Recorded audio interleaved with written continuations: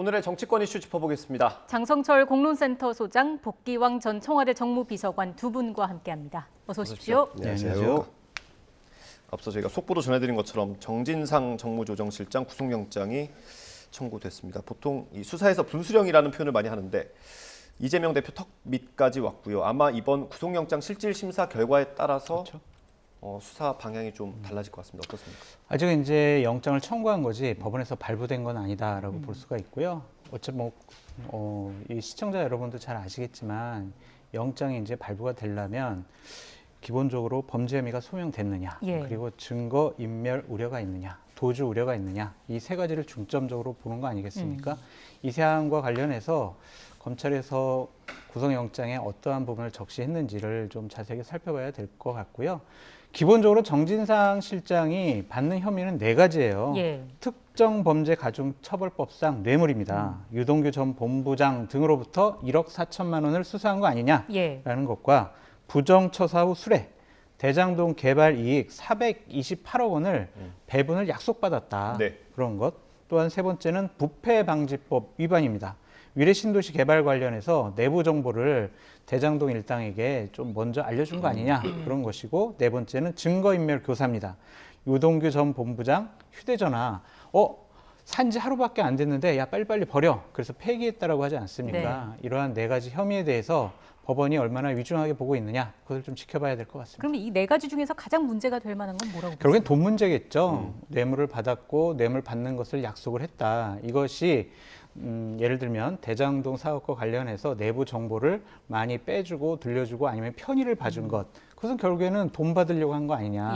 그것이 이제 한 언론사에서 나왔지만 저수지에 담가놓고 이재명 당시 시장이 대선에 출마하거나 각종 선거에 출마할 때 비용을 빼서 쓰자, 그러한 녹취록까지 나오고 있지 않습니까? 증언까지 나오고 있기 때문에 돈 문제가 가장 중요한 부분이다라고 말씀드려요. 비서관님, 이게 김용 부원장 때는 사실 진술을 거부했지 않습니까? 근데 이번엔 적극적으로 반박을 했다고 합니다. 14시간 동안 검찰 조사가 있었는데 그 어떤 검찰 조사에서 대응하는 기조가 바뀐 이유는 뭐라고 보십니까? 김용 부원장 같은 경우에는 그 8억 4,700인가를 몇 차례에 걸쳐서 어떻게 나눠줬다라고 그 유동규를 통해서 건네줬지만 남욱과 관련된 사람들의 진술이 일치한다라고 얘기를 하는데, 언제 어떻게 줬는지를 알려줘야지 거기에 대해서 대답을 하든지 말든지 하지. 그렇기 때문에 사실상 묵비권이라기보다 할 얘기가 없는 거예요. 안 받았으니까, 근본적으로 김용 입장에서는. 그러다 보니까 이게 이제 진술 거부처럼 이렇게 이제 전해진 것이고, 정진상 같은 경우에는 어제 14시간을 조사를 받았어요. 충분히 받았고 충분히 이제 자기 방어 논리를 폈는데, 이때 이제 정진상 씨가 얘기하는 것이 유동규 씨랑 대지를 좀 하자. 왜냐하면 여러 가지 혐의 가운데서 뇌물을 전달해 준 사람도 유동규인 것이고, 또 428억을 나눠 갖자라고 진술한 그 핵심도 유동규 씨인 것이고, 그러다 보니까 유동규 씨하고 대지를 좀 하자라고 하는 것은 기본적으로 저는 검찰 출신들도 이런 정도 대지는 요구하면 한다라고 하는데, 사실 어제 14시간 조사는 오늘 구속영장을 치기 위한 사전 요식적인 소환 아니었느냐, 이렇게 보는 것이죠. 그리고 소환 전에 체포영장을 청구했는데도 그 발부가 안 됐지 않습니까? 그런 것처럼 약간은 좀 무리해 보이는 측면들이 많이 보여요. 예를 들어서 428억을 배분하기로 했다라는 것이 김만배 씨 주장, 또 거기 있는 회계사 주장, 또 유동규 씨 주장이 다 각각이 다 다릅니다. 이것이 그냥 검찰 조사로만 있으면 모르겠는데 이미 유동규 씨 같은 경우는 수차례 많은 재판을 해왔거든요. 이때의 진술이 바뀌는 모양들, 이런 것들이 결국은 그 유동규 씨 진술의 신빙성을 떨어뜨리는 요인으로 작용할 것이고, 지금 이 부분은 너무한다라고 하는 부분이 바로 이거예요. 그 428억 이 배분에 대해서 여러 사람 진술이 엇갈리고 있는데도 불구하고 이것을 김용 씨한테 적용했다가 그 다음에 또 정진상한테 적용하는 이러한 모습들. 그리고 휴대전화 증거인멸 부분도 이것이 죄가 됐으면 그때 유동규 씨 1년 전에 체포했지 않습니까? 1년 전에 그때 이 혐의도 같이 해서 문제를 삼아야 되는데 1년이 지난 지금 다 늦게 왜 이 문제를 걸고 넘어지는지 결국은 탈탈 털어서 하나라도 붙잡아 보자라는 어떤 검찰의 의도가 숨어져 있는 것 아닌가 싶고 예. 결국은 이제 정진상을 구속시키고 유죄를 받으면 그 이재명 대표의 부도덕성에 대해서 공격할 수 있는 이런 거리가 되는 것이고 결국은 이재명 수사에 발판이 마련되는 것 아니냐라는 순서로 검찰이 접근해 가는 것 아닌가 싶습니다. 예. 상당 부분 합리적이고 중립적인 조사를 하고 있는가라는 부분에 대한 의혹을 살 수 있는 이런 과정으로 진행되고 있는 것 같습니다. 네, 일단 민주당에선 당 차원에서 적극적으로 대응을 하고 있는 모습이고 이게 또 압수수색 영장에 그 이재명 대표가 여러 차례 거론이 됐기 때문에 그렇기도 하고요. 다만 구체적으로 이 대표를 직접 겨냥할 수 있는 그런 근거에 대한 얘기는 없는 거죠? 없어요. 그러니까 유동규 전 본부장의 일방적인 주장, 증언밖에 없지 않느냐라는 건데 이 부분은 분명히 검찰에서 해답이기도 하고 네. 해답을 내놔야 하고 숙제로 남겨진 부분인 것도 같습니다. 결국에는 정진상 실장과 김용 부원장이 사실은요, 당시 이재명 시장이 저한테 이렇게 돈 좀 받으라고 했었어요. 그리고 대장동 일당에게 여러 가지 사업적인 혜택을 주도록 저에게 지시를 했었습니다. 그리고 돈 받은 것도요, 저희가 그냥 대선 후보 경선 때 사용하려고 당시에 이재명 후보가 저희들에게 지시했고요. 그 묵인하에 저희가 좀 사용했습니다. 예. 이런 증언과 진술이 나오지 않으면 또한 여러 가지 정황적인 증거가 나오지 않는 한 이재명 당대표를 직접적으로 수사를 하거나 소환을 하거나 그러기는 쉽지 않을까라는 생각인데 네. 제가 이것과는 별도로 검찰에서는 이재명 당시 성남시장의 배임 혐의도 여러 가지 부분에 있어서 좀 들여다보고 있는 것 같아요. 네. 그러니까 예를 들면은 서판교 터널 공사 있지 않습니까? 네. 사업자가 선정된 다음에 1년 5개월 후에 서판교 터널 이것을 확정을 시켰어요. 그래서 당시 분양가라든지 사업 성과가 되게 높아졌거든요. 2배 이상 높아졌거든요. 이것은 업무상 배임 아니냐라는 것과 사업자 선정을 하는 데 있어서 처음에 건설업자를 배제한 것. 이거는 대장동 업자들에게 일을 몰아주기 위한 하나의 수순 아니었냐라는 것. 또 하나는 성남도시개발공사의 이익금을 1,822억으로 확정한 것도 이것도 배임이다. 왜냐하면 당초 분양가가 평당 1,000만 원 이하에서 실질적인 분양가는 1,800만 원 이상으로 거의 2배 이상 늘어났었거든요. 네. 이것도 하나의 배임이다라고 보는 것이고 또 하나는 추가 이익 환수 조항을 배제시킨 것. 예. 이것은 당시 이재명 성남지사가 성남시장이 직접 지시한 거 아니냐. 그럼 이러한 것들을 종합적으로 한 4가지를 봤을 때 업무상 배임 혐의를 적용할 수 있다라고 검찰이 판단을 해서 지금 본격적인 수사가 진행 중인 것으로 알고 있습니다. 예.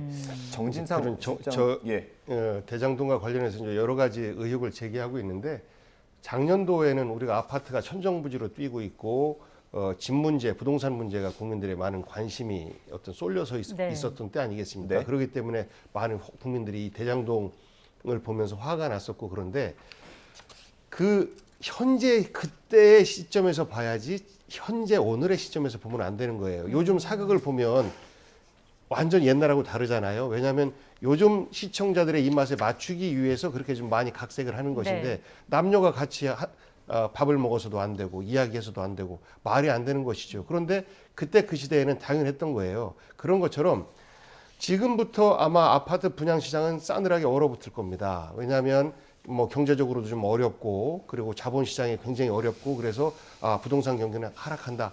향후 7, 8년 동안 하락할 거다라고 추측을 해요. 그러면 각 지역에서 여러 가지 도시개발 사업을 하고 싶어도 안 되거든요. 네. 대장동 개발의 시점이 막 그런 그 터널을 부동산 침체 터널을 빠져나와서 활성화되려고 하는 요 사이쯤인 거예요. 그래서 시 입장에서는 이것을 어떻게 사업자도 끌어들이면서 시의 이익을 최대한 확보할까라는 쪽으로 고민할 수밖에 없는 거예요.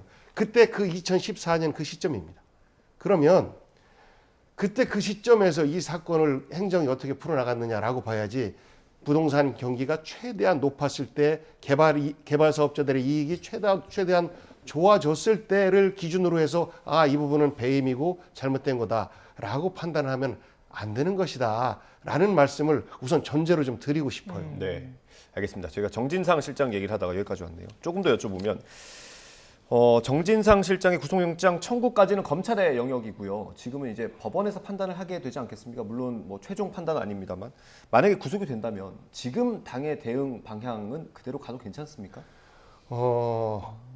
애매하지요. 뭐 예를 들어서 말씀하신 것처럼 성남시장과 경기도지사 있을 때 개인적 비위와 관련된 수사를 하는데 당 차원에서 대응하는 것은 다소 좀 어려울 수가 있습니다. 예. 그 당내에서도 다른 목소리도 좀 있고 그런데 지금 검찰에서 정치자금법을 적용하고 있지 않습니까? 그러면서 대선 자금을 겨냥을 해요. 김용부 원장 같은 경우. 예, 그렇습니다. 그러면 이 부분은 민주당에 대한 대선 자금을 향해서 결국 민주당을 위한 수사이기 때문에 그 부분만큼은 민주당에서 손 놓고 바라볼 수만은 없는 이런 상황입니다. 그래서 이 사안이 굉장히 복잡하게 꼬여 있는데 결코 한 개인에 대한 비위에 대해서 수사를 하는 것을 두고 민주당이 문제 삼는 건 아니다. 예. 이것이 대선 자금으로까지 번져나가는 것에 대해서 우려를 하고 있는 것을 검찰에 전달을 하는 것이고 그리고 현재의 그 수사의 공정성에 대해서 우리가 얘기하지 않습니까? 네.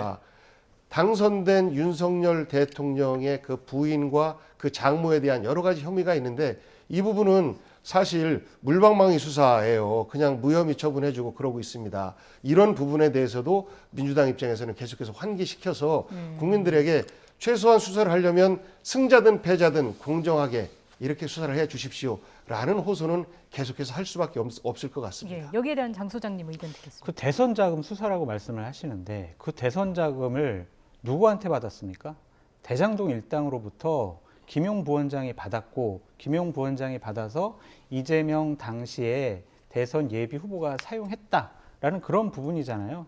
그것을 어떤 뭐 공적인 것을 뭐 유용한 것이 아니라 대장동 일당에게 받은 것이기 때문에 이것도 민주당에서 전면적으로 나서서 방어하는 것은 좀 옳지 못하다라는 좀 생각이 듭니다. 네. 예를 들면 민주화 운동을 했거나 아니면 당을 위해서 뭔가를 하고 난 이후에 이러한 정치적인 탄압 수사, 정치 보복 수사 받는다라는 명분이 있으면 당 차원에서 방어하는 게 맞겠죠. 하지만 이것은 철저하게 대장동 일당과의 어떤 돈 문제와 엮인 부분이기 때문에 당 차원에서는 방어하지 않는 게 좋지 않겠느냐라고 조언드립니다. 예.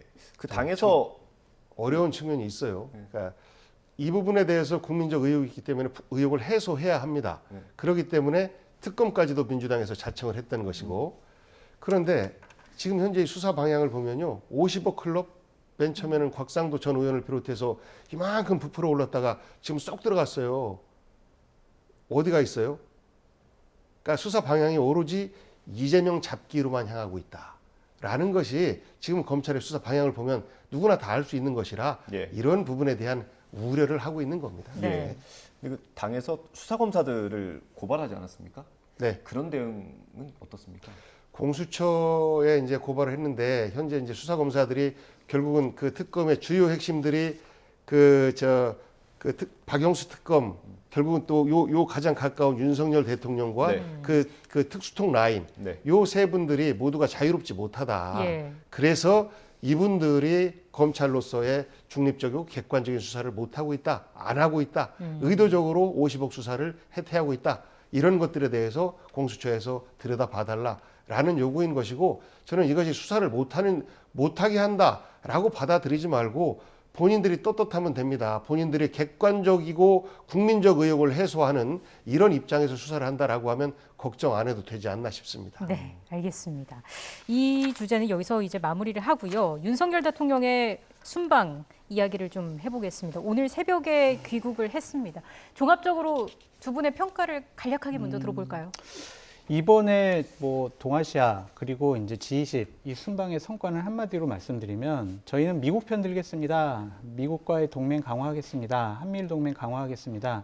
이걸로 보여져요. 네. 그래서 저는 하나의 성과와 하나의 숙제가 남았다라고 말씀드리는데 성과는요. 현존하는 북한의 핵 위협, 미사일 위협, 안보 위협으로부터 한미일 동맹을 좀 더 확고하게 한 부분이 있다. 이것은 큰 성과다라고 말씀을 네. 드리지만 중국과의 관계에 있어서는 네. 상당히 좀 큰 숙제가 남겨진 것 같아요. 어렵죠. 그 인도 태평양의 미국의 전략과 그리고 대만 문제와 관련해서 우리는 미국 편이에요라는 의사를 확실하게 표명했잖아요. 예.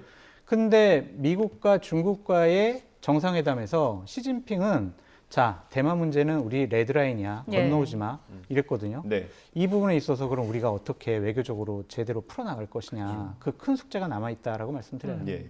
말씀하신 것처럼 중국과의 관계를 푸는 게 좀 쉽지 않을 것 같습니다. 어려운 문제입니다. 그 공개적으로 중국과 러시아에 대해서 약간 반대편에 서 있는 듯한 이런 발언도 하셨었고, 그리고 그 한중 회담에서도 보면 두 정상의 뉘앙스가 좀 다르지 않습니까?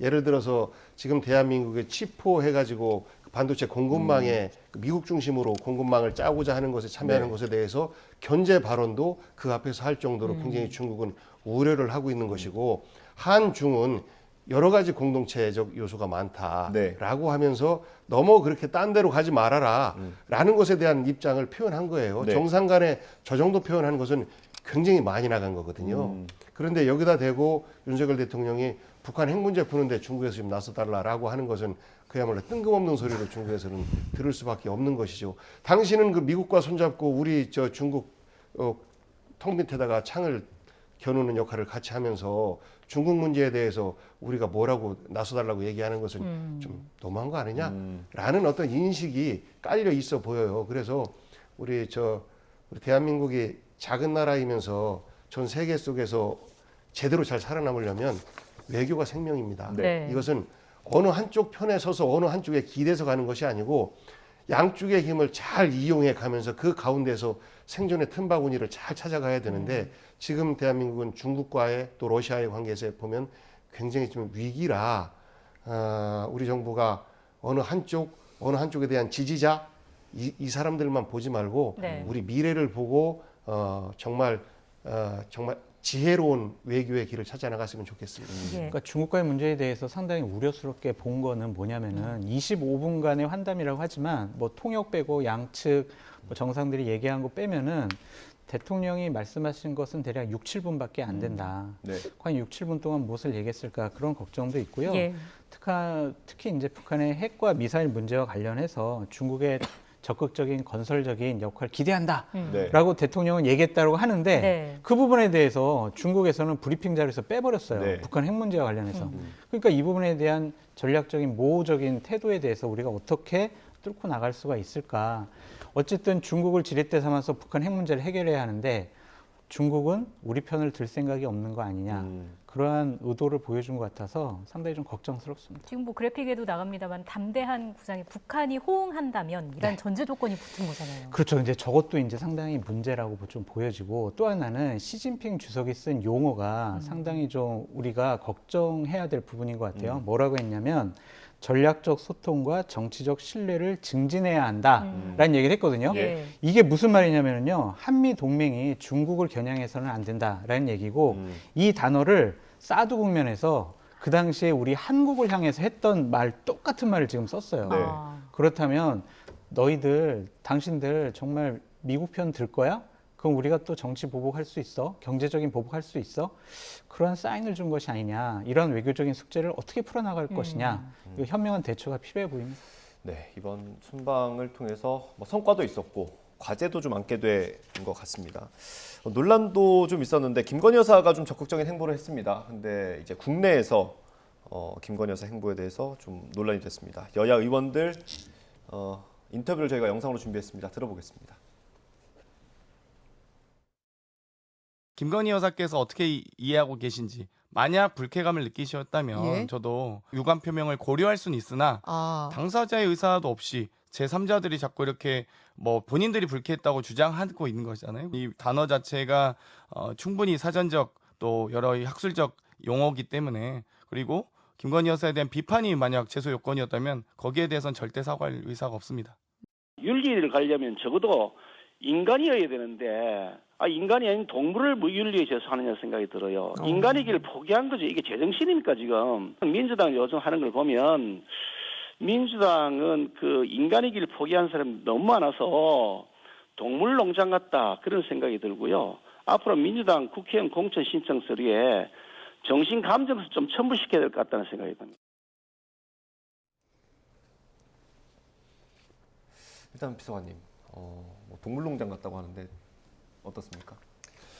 우선 그 빈곤 포르노라고 하는 본래의 뜻은 가난하거나 어려운 사람들의 어떤 그 노골적인 사진을 보여줘서 이거에 대한 지원을 호소하기 위해서 하는 이제 그런 뜻인데 이것이 이제 뒤에는 포르노만 이렇게 강조가 되다 보니까 대통령 부인에게 대해서 저런 용어를 써 하면서 이제 국민의 감성 측면에서 볼 때 잘못되었다라는 이제 공격인데요. 네. 그 부분에 대해서는 정치인으로서 그런 단어 본래 뜻과는 다르지만 그런 뉘앙스가 전해질 수 있는 단어를 쓴 것에 대해서 저는 한번 돌아보고 장경태 의원이 좀 낮은 자세로 국민들에게 저 부분은 다가갈 필요가 있다라는 예. 생각을 하는데 이걸 가지고 김기현 의원이 동물농장이다라고 얘기하는 것은 국회 윤리제소조차도 동물이기 때문에 안 된다라고 하는 것은 그보다 더한 발언이죠. 예. 그러니까 그렇게 보면 계속 논란의 반복이에요. 김진태 강원도지사 지금 그분 때문에 우리가 얼마나